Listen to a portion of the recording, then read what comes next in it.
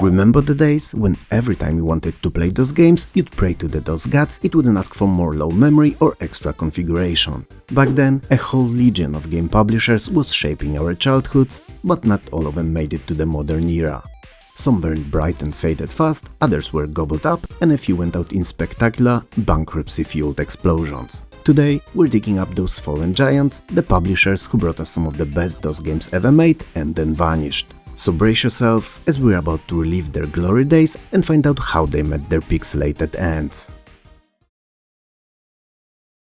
Epyx was born in sunny California in 1978, starting out with pen and paper RPGs before jumping into video games. By the mid-80s, they were the masters of joystick-waggling multi-event sport fests like Summer or Winter Games. And I can't tell you how many of my joysticks have met their demise playing their titles.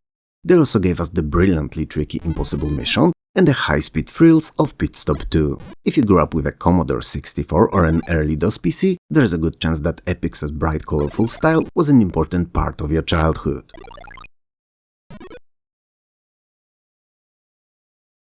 But the late 80s were rough. Rising development costs, a botched linked hardware project with Atari and fierce competition left Epyx broke. In 1989 they filed for bankruptcy and sold off their assets, ending over a decade of fun.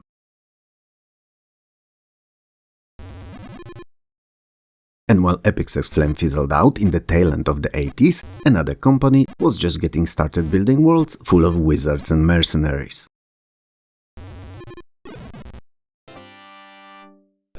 Founded in the US in 1979, Syrtec carved its place in gaming history with the legendary Wizardry series.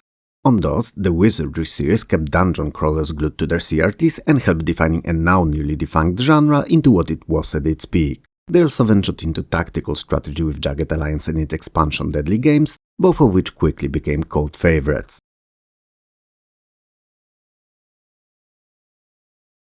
Syrtec was known for deep, brainy games that rewarded patience and planning, but that also meant that they weren't exactly mainstream blockbuster material.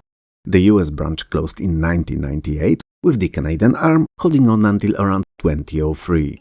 The brand and IPs were sold, leaving behind the legacy of punishing RPGs and brilliant strategies that never returned in the same glory.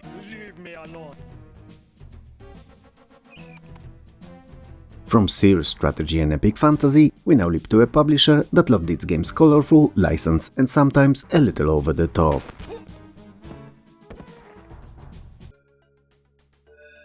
V1rgin Interactive started in 1983 in the UK and quickly became one of the biggest names in DOS publishing.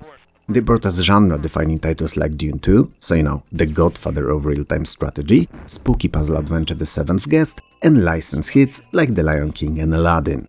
They also handled publishing for Command & Conquer in Europe, making them a major force in PC gaming.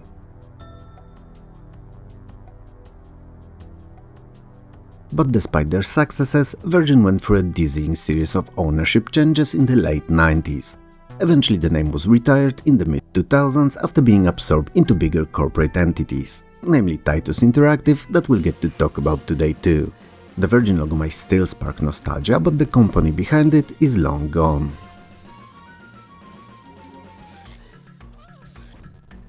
Speaking of strategy legends, the next company didn't just dabble in the genre, they basically defined it.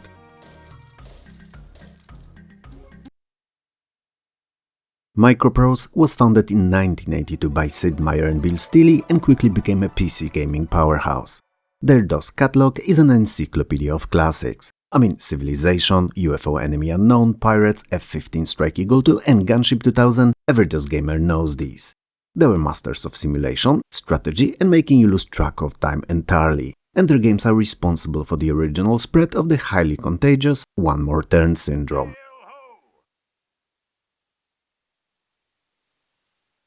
But after being acquired by Spectrum Holobyte in the mid-90s, then Hasbro and eventually Infogrames, corporate restructuring took its toll.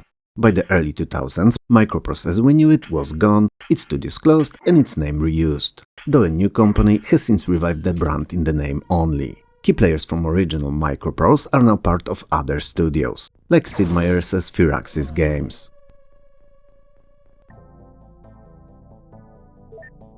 MicroProse was all about smart, innovative and complex gameplay, but our next publisher went for big licenses, flashy graphics and pure arcade action.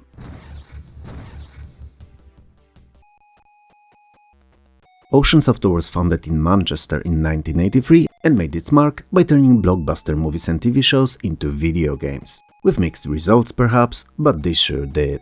On DOS, they brought us RoboCop, Batman the Movie, Jurassic Park, Hook and The Addams Family. On other, particularly 8 and 16-bit systems, their catalog of games was more robust. They also created a few original hits, but their bread and butter was riding that Hollywood hype wave, for better or worse.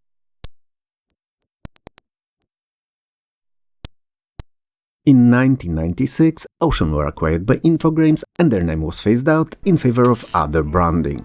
By the time the 90s ended, Ocean's distinctive logo has disappeared from game boxes for good, and all we're left with is a shadowy fading memory.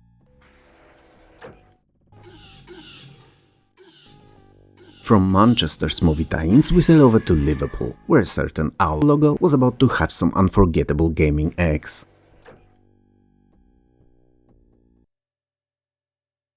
Psygnosis hatched in 1984 in Liverpool. It was instantly recognizable for its surreal box art and iconic owl logo. Those players got gems like Lemmings, Shadow of the Beast, Microcosm, Nova Storm and Wiz and Liz.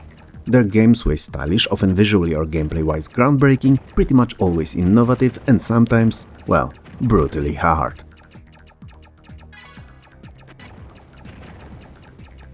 Sony bought Psygnosis in 1993, and while they thrived for a while under a new ownership, the Psygnosis name itself was eventually dropped.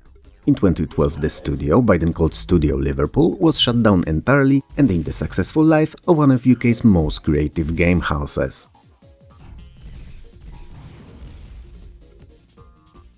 If Psygnosis was about style and creativity, the next company focused on a mix of sports sims, racing thrills and quirky adventures.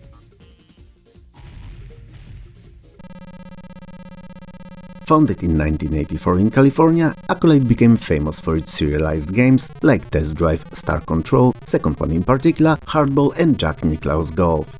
They published a wide variety of those games, from deep space exploration to pixelated platforming and anything in between. Quite literally too, as their library was incredibly varied in both gameplay styles and genres.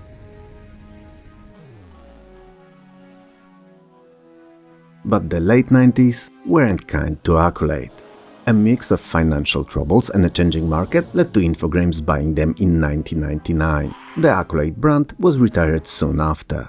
Although it's been revived in the recent years by a different owner, it's just a shell name and not the same company.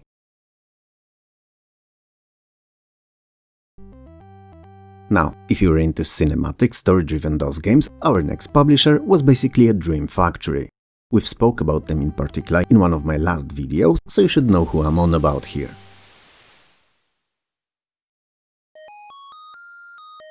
Cinemaware was founded in 1986 in California and lived up to its name by delivering games that felt like interactive movies. Defender of the Crown, It Came from the Desert, Rocket Ranger, The King of Chicago and TV Sports Basketball, all of them used style and presentation, and set a benchmark for cinematic gaming that other companies could never reach. Their DOS versions were often among the best-looking EGA games of the time, even if they were usually left in the dust by their superior Amiga counterparts.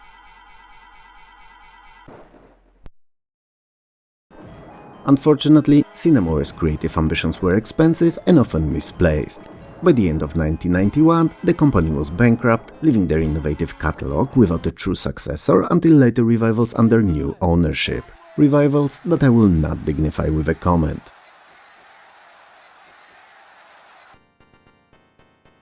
From cinematic flair, we head into pure arcade fun with a fox mascot leading the way.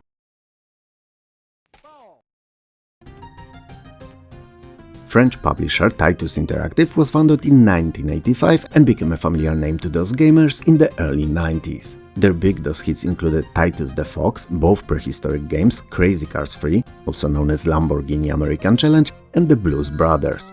Their portfolio wasn't the biggest perhaps, but most of their games were rather popular, so for a while they had a nice cushion of funding.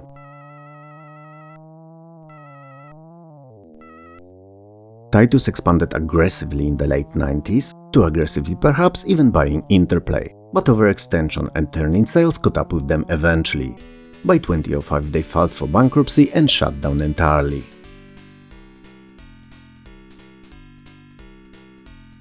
Our next company helped kickstart the shareware revolution and gave us one of the most iconic FPS heroes of all time.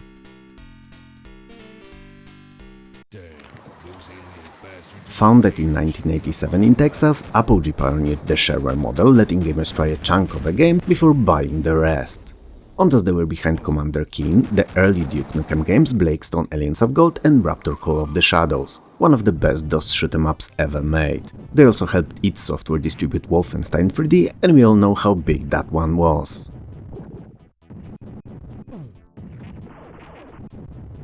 In 1994, Apogee Software rebranded as 3D Realms, chasing the success of Duke Nukem 3D. But years of delays, especially the infamous Duke Nukem Forever, drained the resources dry, leaving their bank accounts full of dry raisins instead of piles of cash. In 2009, the original company shut down, though the brand later resurfaced under new ownership.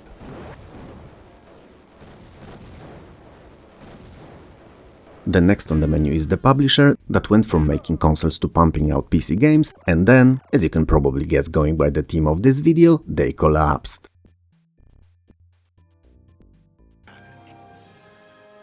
The 3DO company, founded in 1991 by EA's founder Trip Hawkins, started with hardware but quickly shifted to publishing. Their DOS library included Heroes of Might and Magic 2, VR Soccer 96, Army Men and Killing Time among others. And overall they were responsible for some of the most well-known and beloved DOS and Windows PC experiences.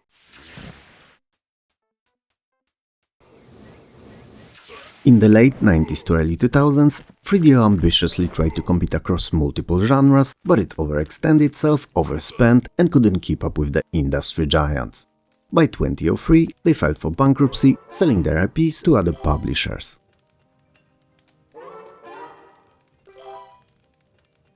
And with 3DO's fall, another 90s hopeful stepped into the ring, briefly.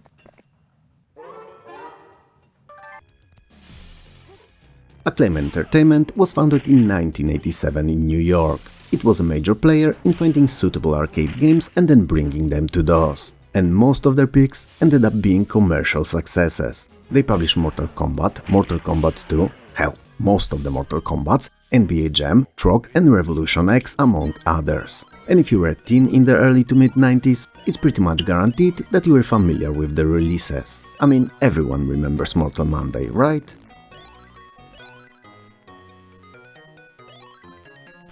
But after the years of declining sales, controversial marketing stunts and poor management decisions, Acclaim filed for Chapter 7 bankruptcy in 2004. Their IPs were auctioned off and the once mighty logo disappeared from the store shelves forever.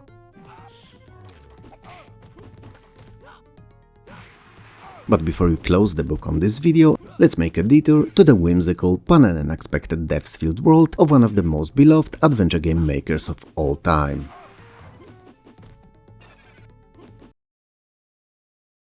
Sierra Online was founded in 1979 by Ken and Roberta Williams in Oakhurst, California.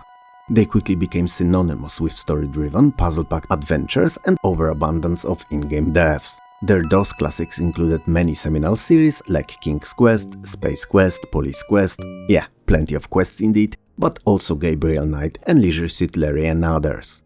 These games were more than just a software, they were worlds to explore brimming with humor, charm and adventures to be had.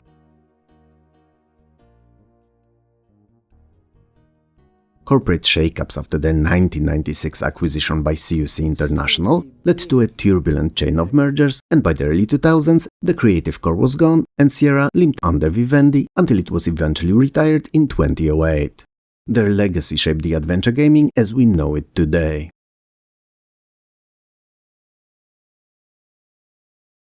And there you have it, 13 publishers that once ruled the DOS era, each leaving behind unforgettable games, and often equally unforgettable implosions. Their stories remind us how quickly fortunes can change in the gaming industry, how one hit can make you a legend, but one flop can also send you straight to the cleaners.